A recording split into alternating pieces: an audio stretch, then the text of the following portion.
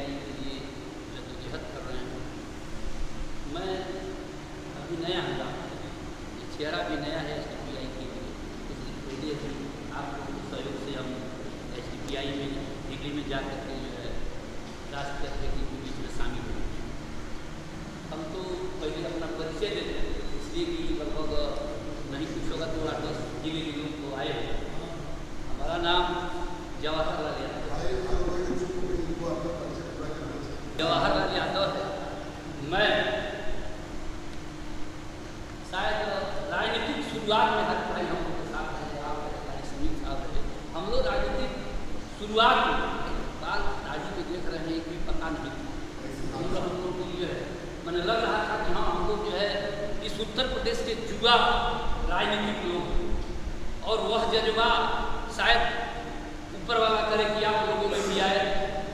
हम वैसे क्रांतिकारी साथी थे कि डॉक्टर मसूद ने जब बहुजन समाज पार्टी में शिक्षा मंत्री थे, उस समय जब डॉक्टर मसूद साहब सपा और बसपा के गठबंधन में कुछ कानून इस तरह के इन्होंने पास करा दिया, जैसे मान लीजिए उर्दू अनुवादक का था, किसी को पता नहीं था, और कुछ मान्यता था मदरसा का मान्यता, इसी तरह से करके चार जो है उसमें कुछ सपा और बसपा के लोगों ने बैठ करके यह तय किया कि डॉक्टर मसूद ने गलती की, यह नहीं करना चाहिए, अपने कौम के लिए किया। सही बात है। इसी जो है दिल्ली में बैठ करके लखनऊ लोग आए, आने के बाद जो डॉक्टर मसूद को पद से हटा दिए, शिक्षा मंत्री पद से हट गए, और हटने के बाद जब शुरुआती दौर में उन्होंने नेलोपा बनाया, नेशनल लोकतांत्रिक पार्टी, यह जो लोग बैठे हैं पूरी समझ लीजिए अपनी जवानी, अपना रोजगार सब कुछ छोड़ करके नेलोपा में पाने लगे, और लगातार नेलोपा जब से बनी तब से लेकर के जब तक टूटी नहीं तब तक यह सब नुकसान, यह नहीं कुछ मिला इसलिए जब मिलने का वक्त आया, समाज के प्रति जागरूकता दिखाने का वक्त आया, समाज में कुछ देने का वक्त आया, कुछ अपने समस्या को हल करने का वक्त आया, उस समय हमारे जो नेता थे, अब हम कुछ कह नहीं सकते हैं, मगर उन्होंने नाइंसाफी किया और 10 वोट दिए और 10 वोट करके चले गए। तब से तो हम लगातार जो है 17 साल, आप लोग सोच लीजिएगा कि मैं 17 साल लगातार डॉक्टर मसूद के साथ अपने लोपा में काम किया, और इतने हम लोग समझ लीजिए क्रांतिकारी साथी के साथ मिलकर काम कर रहे थे कि सहारनपुर में छूटमत था, 1 बजे प्रोग्राम था, कपड़ा हम लोग के पास नहीं था, बाबू नदी में जाके कपड़ा धो करके और टाटा सुमो की गाड़ी से जो है रुमाल में तौलिया में लपेट करके चक्का से प्रेस करके और पहन करके 1 बजे हम लोग छूटमत जो आए वापस देना शुरू कर दिया। अब अंदाज लगा लीजिए उत्तर प्रदेश का कोई जिला नहीं बचा जहाँ हम लोग काम करने में एक लगन था। लगन यह था कि इस देश की हालात को देख करके अगर नेलोपा जो बनी है अच्छे लोगों की पार्टी है और आगे बढ़ेगी तो हो सकता है इस देश की हालात सही हो जाए, मगर दुर्भाग्य था पार्टी टूट गई, हम लोग बेकार हो गए। उसके बाद संयोग से पीस पार्टी बनी, कुछ लोग पीस पार्टी में हमारे पुराने साथी गए, मगर हम लोग नहीं गए, समझ में नहीं आया।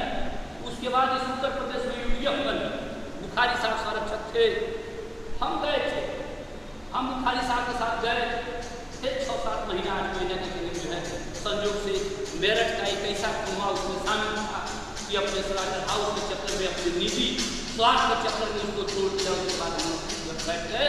उसके बाद जब ओवैसी साहब आए हैं तो हम लोग को समझ में नहीं आया कि हम लोग ओवैसी साहब की पार्टी में, मैंने अपना व्यक्तिगत बात बता रहे हैं कि हम जाए, इसलिए ओवैसी साहब पार्टी का नाम ऐसा रखे कि उस नाम से जो है गैर बिरादरी के लोग जो है जुटने के लिए तैयार है।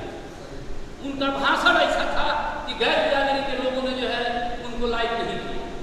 आज भी जो बोलते हैं गैर समाज के लोग जो है जुड़ना जो है उस पार्टी से नहीं चाहते। यहाँ यह देश, इस देश में जो है हमको अगर हुकूमत करना है तो हम सबके साथ मिलजुल के काम करना पड़ेगा। आप अगर मुसलमान हैं, कोई हिंदू अगर आपके बगल में है, उसका एक्सीडेंट हो जाए, कुछ हो जाए, आप राजनीतिक व्यक्ति हैं, उसको उठा के हॉस्पिटल में ले जाएंगे, उसका इलाज कराएंगे, तो यह जानिए कि वह आदमी जब जरूरत पड़ेगा तो आपके लिए अपनी गर्दन कटा देगा, वह जो है कभी पीछे नहीं हटेगा और हिंदू मुसलमान की बात नहीं करेगा। इस देश में 1154 साल मोहम्मद बिन कासिम से लेकर बहादुर शाह जफर की दूरी 1154 साल थी। 850 वर्ष अगर मुसलमान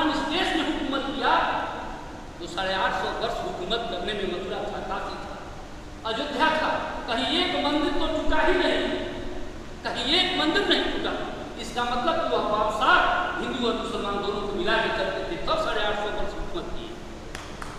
बहादुर शाह जफर जो है, देखिए सोचने की बात है, बहादुर शाह जफर 1857 में, 1857 को ज़्यादा दिन नहीं, 1857 में बहादुर शाह जफर इस देश का राजा था।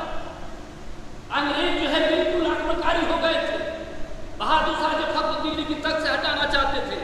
बहादुर शाह जफर को दिल्ली में गिरफ्तार किया गया और गिरफ्तार करने के बाद उनको ले आकर के ब्रह्मांड उनकी जेल में बंद कर दिया गया और बार बार अंग्रेज कहते रहे कि बहादुर शाह जफर तुम हमारी गुलामी स्वीकार करो, हम तुम्हारा जो है राजपाट नहीं छीन रहे हैं, तुम राजा रहो और हमको टैक्स दो। बहादुर शाह जफर ने कहा नहीं, हमारी जब तक सांस चलेगी तब तक मैं हिंदुस्तान का राजा रहूंगा, हम यहाँ जो है कभी नौकर नहीं हो सकते और कभी गुलामी नहीं स्वीकार कर सकते। आखिरी में उनके 2 बेटों का कत्ल किए। जरा सोचिए, बहादुर शाह जफर को 2 बेटों का कत्ल करके रंगून की जेल में ले गए थे, पॉलीथीन में पैक करके, और नाश्ते में उनके दोनों बेटों का सर ले जा करके जो है पेश कर दिए थे कि बहादुर शाह जफर तुम हिंदुस्तान की आज़ादी की लड़ाई लड़ रहे हो, ये तुम्हारे 2 बेटे हैं, देख लो।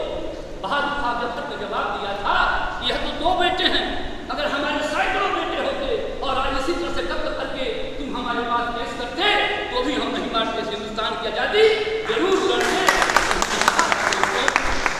यह एक जज्बा था बहादुर शाह जफर का, एक बहुत बड़ा जज्बा था। तो जरा सोचिए, ये वह भी लोग थे और आज जब हिंदू मुसलमान की बात आती है तो कैसे आती है, यह सोचना चाहिए। हिंदू और हिंदू कोई दुनिया में जात नहीं है, ये भी सुन लीजिए। हम सनातन धर्म के मानने वाले लोग हैं और इस्लाम भी सनातन धर्म को मानता है। सनातन धर्म में कहीं दंगा फसाद, किसी को गाली देना, धर्म मजहब की बात, कीचड़ उछालना किसी के धर्म पर कहीं नहीं लिखा है। हिंदू जो शब्द है, आप जरा सब लोग पढ़े, कुछ कहेंगे तो मान लीजिए दिक्कत होगी। हिंदू का मतलब, आप पढ़े लिखे लोग हैं, आप अपने डिक्शनरी में देख लीजिएगा उसका मतलब क्या होता है। हम हिंदू हैं। अभी बात आई थी, एक नौजवान साथी अभी बोल रहे थे, इस समाज को तोड़ने के लिए धर्म की आड़ में इन लोगों ने इतना ज्यादा बेवजह का काम शुरू किया कि यह समाज टूट गया, हिंदू मुसलमान अलग हो गया, ईसाई अलग हो गया और आज देश जो है बिल्कुल समझ लीजिए बचने के कगार पर है, कुछ नहीं बचा है। इतना ही नहीं, आप चाहे मंदिर में अरबों खरबों रुपया लगा दिए, काशी, अयोध्या, मथुरा, इसे विकास नहीं। भारतीय जनता पार्टी आज हुकूमत में है पूरे देश में, इसका एक मकसद है, इसका मकसद यह है कि दलितों को, पिछड़ों को, अल्पसंख्यकों की नौकरी छीन लो, इनका आरक्षण छीन लो, इनके नौजवान जो साथी हैं वह समाप्त हो जाए। और जब आपके पास आर्थिक स्थिति नहीं रहेगी, आपको नौकरी नहीं मिलेगी, आपके पास रोजगार नहीं रहेगा, तो आप मजबूर हो जाएंगे दूसरे का नारा लगाने के लिए। ये भारतीय जनता पार्टी इसी पर काम करती है। भारतीय जनता पार्टी जो है, जो आरक्षण है, मुसलमान भी कुछ पाते थे, हिंदुओं में तमाम ऐसी जाति है जो आरक्षण करा लेते थे, हम लोग भी लेते थे। मगर भारतीय जनता पार्टी अगर मान लीजिए सदन में जिससे 370 को समाप्त किया, 3 तलाक को समाप्त किया, एनआरसी की बात किया, अगर उस तरह से आरक्षण की बात करें तो इस देश में दंगा हो जाए। मगर आरक्षण की बात भारतीय जनता पार्टी ने बहुत समझ करके नहीं किया और एक रास्ता निकाला। ये नौजवान साथी है, जरा आपको सोचिए, रास्ता यह निकाला कि आरक्षण को हम सदन में समाप्त करेंगे, इस देश में बवाल हो जाएगा, हिंदू मुसलमान दोनों एक साथ रोड पर निकल जाएंगे। इससे बढ़िया है कि सारे विभागों को बेच लो, प्राइवेट करो। रेलवे को इसने प्राइवेट किया, स्वास्थ्य विभाग को प्राइवेट किया, बिजली विभाग को प्राइवेट किया, सारे विभागों को प्राइवेट इसलिए किया जा रहा है कि आपका आरक्षण खत्म हो। इसलिए कि सरकारी नौकरी जब हम लेंगे तो आरक्षण की बात आएगी, और जब प्राइवेट नौकरी लेंगे तो प्राइवेट में कहीं आरक्षण की कोई बात नहीं है। आप चले जाइएगा सुप्रीम कोर्ट, हाई कोर्ट, कहीं आपकी बात नहीं सुने, इसलिए कि आप आउटसोर्सिंग पर 10,000 15,000 की नौकरी कर रहे हैं, कुछ होने वाला नहीं है। हाई कोर्ट, सुप्रीम कोर्ट बिल्कुल नकार देगा। अभी आप देखे होंगे कुछ दिन पहले जो है कुछ एम्बुलेंस कर, जो मान लीजिए एम्बुलेंस चला रहे हैं स्वास्थ्य विभाग में, वह लोग जो है मांग किए कि हमको जो है संविदा पर रख दिया जाए, सरकारी संविदा पर रखा जाए और तनख्वाह हमारा बढ़ा दिया जाए। 10,000 पाते हैं, वहाँ का टेक्निकल डिफार्मा है, इंटर जो है 22 है, मगर उसकी तनख्वाह 12,000 एम्बुलेंस का टेक्नीशियन पाता है जो कंपाउंडर बन के बगल में बैठता है। जरा सोचिए, वह हड़ताल किए और इस उत्तर प्रदेश की सरकार बिल्कुल चुप हो गई और इन्होंने कह दिया हैदराबाद की कंपनी है, और हैदराबाद की कंपनी को कहा कि जो लोग धरने पर हैं, जो लोग जो है हड़ताल कर रहे हैं उनको निकाल दो। इस उत्तर प्रदेश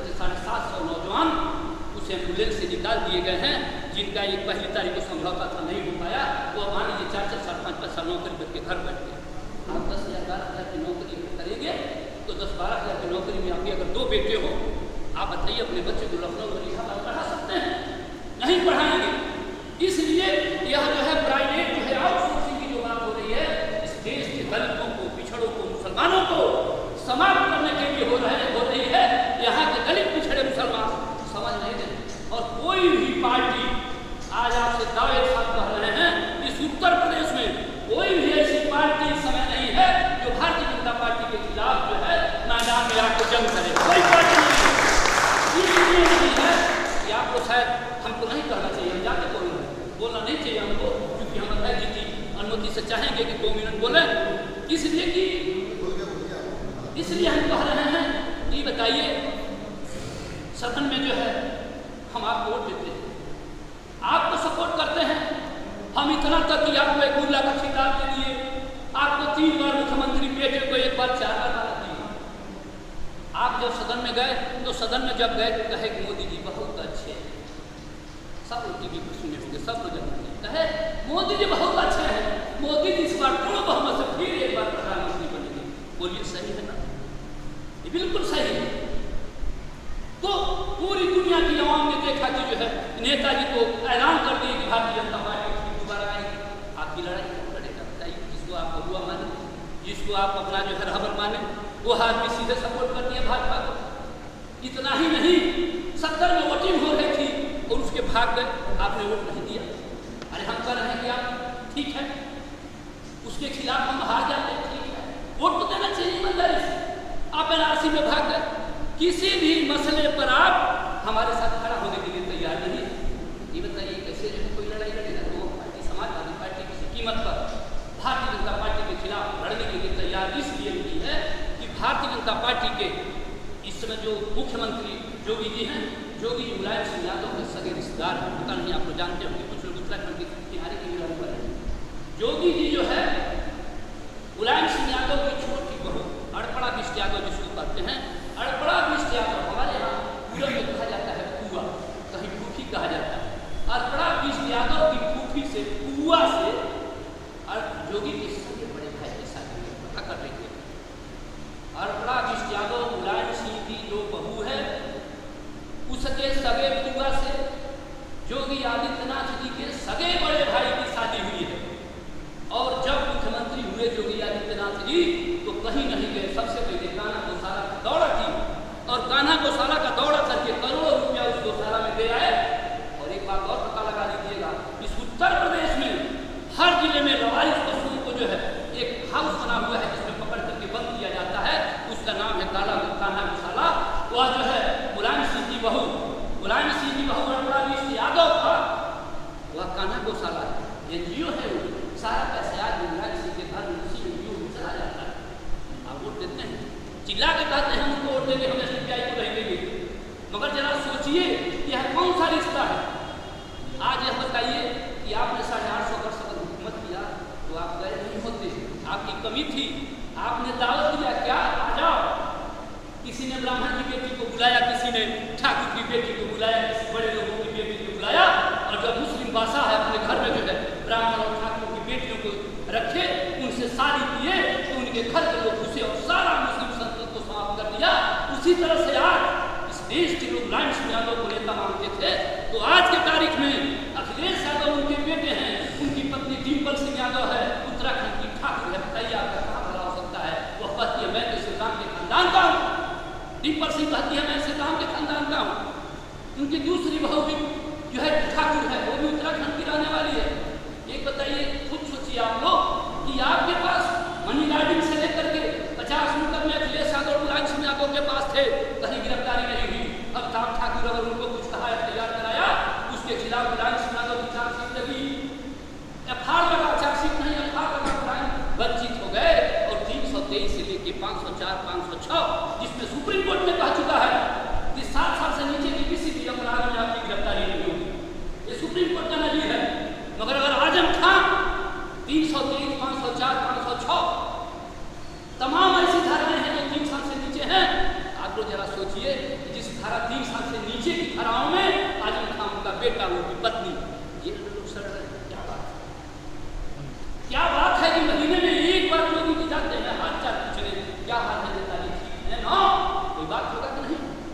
प्रधान जी की बात तो छोड़ दीजिए, बहुजन समाज पार्टी को खुला जो है जो कहती है आपके सामने, तो देखिए पीड़ित आप भी हैं और हम भी नहीं,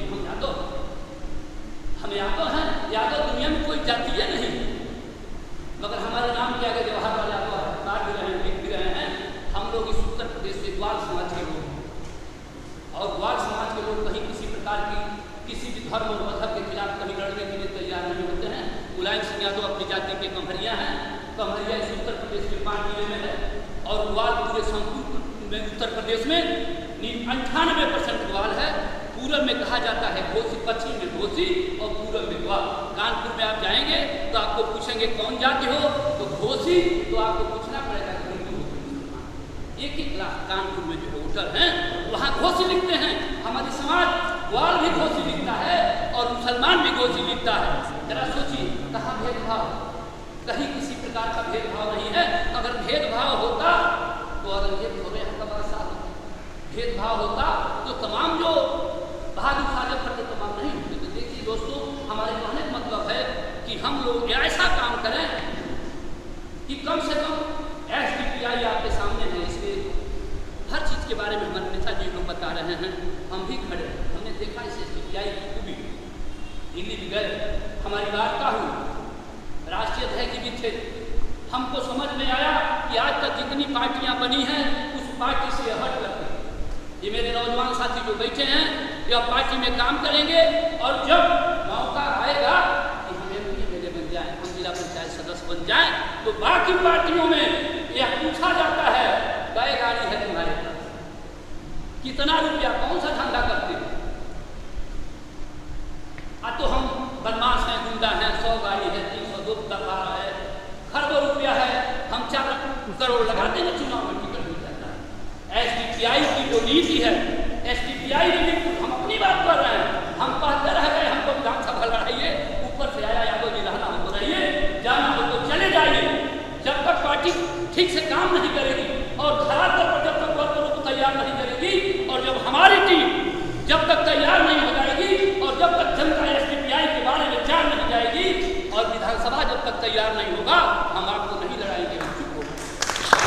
हमने तय कर लिया, हमने तय किया कि SDPI में हम काम करेंगे। जब 17 साल भाजपा भी सरकार में थी, सपा भी सरकार में थी, बहुजन भी सरकार में थी, उसके बावजूद भी ये साथी जो देख रहे हैं मंच पर, यह लोग अपनी पूरी जिंदगी लगा दिए, मगर सत्ता के लालच में न कभी सपा में गए, न कभी बसपा में गए, न कभी भाजपा में गए। यह लोग नहीं गए, ये लोग बात टूट गई, उसके बावजूद भी लोग काम करते रहे। इन लोग अच्छा लगा कि SDPI अच्छी पार्टी है, संगठन की पार्टी है, बिना संगठन के बावजूद कोई वोटर नहीं। जवाहर यादव चले जाएंगे बहराइच में, बढ़िया भाषण मंच पर दे देंगे, जनता सुन लेगी, अपने घर चली जाएगी। जैसे ओवैसी साहब जाते हैं, नाम सुन करके लोग आते हैं, भाषण सुन लेते हैं, और जब गांव में जाते हैं कहते हैं छोड़ो जाने। कारण क्या है जानते हैं? संगठन नहीं। जब तक संगठन नहीं रहेगा, आप कोई भी चुनाव लड़ेंगे आप जीत नहीं सकते। इसलिए हमको सबसे पहले जो है निचले स्तर से, ग्रामीण स्तर से हमको काम करना पड़ेगा। हमारे गांव सभा की बूथ की कमेटी ठीक हो, हमारे ब्लॉक की कमेटी ठीक हो, हमारे सेक्टर की कमेटी ठीक हो, हमारे तहसील की कमेटी ठीक हो, हमारे विधानसभा का कमेटी ठीक हो, तब जाके जिला की कमेटी अगर आएगी तो हम सब लोग ईमानदारी से अगर काम करेंगे तो आपको एक बात को बर्दाश्त करना पड़ेगा, जो आगामी विधानसभा होने जा रहा है। इस विधानसभा को आपको रोकना पड़ेगा। इस विधानसभा के बाद आपको वक्त मिलेगा 5 साल का। 5 साल में अगर ईमानदारी से SDPI काम कर रही है और आप जुड़े रहेंगे तो 5 साल के बाद आप सत्ता में जरूर आ जाएंगे। यानी जब पता नहीं हम लोग जिंदा रहेंगे नहीं रहेंगे, और आप लोग रहेंगे, आप लोग नौजवान हैं, आप लोग रहेंगे तो आप लोग देखेंगे कोई पार्टी दिखाई नहीं देगी। और आज भारतीय जनता पार्टी पूरे उत्तर प्रदेश में नहीं, चाहे केरला हो, कर्नाटक हो, दिल्ली हो, उत्तर प्रदेश, भारतीय जनता पार्टी ने माना है कि जिस तरह से भारतीय जनता पार्टी काम उत्तर प्रदेश में कर रही है उसके तमाम घटक दल हैं, चाहे हिंदू परिषद हो, चाहे हिंदू युवा वाहिनी हो, चाहे RSS हो, चाहे बजरंग दल हो, उनकी जो विंगें हैं, उनकी विंग जो निचले स्तर से काम कर रही है, तो भारतीय जनता पार्टी ने माना है कि SDPI की भी तमाम विंगें हैं जो गाँव में जाकर के काम कर रही है, और जब काम वह कर रही है तो निचले स्तर पर जो है तैयार होगा कार्यकर्ता, तो ऊपर जाने में कोई दिक्कत नहीं होगी। इसलिए हम चाहेंगे दोस्तों कि अभी अध्यक्ष हैं, आप लोग अभी सिखाएंगे। हम बहुत ज़्यादा बोल गए, इसके लिए हम क्षमा चाहते हैं। यह कहते हुए दोस्तों कि जैसे सबके शहादत की क्या पूछिए, अब हंसे कि हमने सर ले लिया, कत्ल होने से आखिर कहाँ तक करे। SDPI में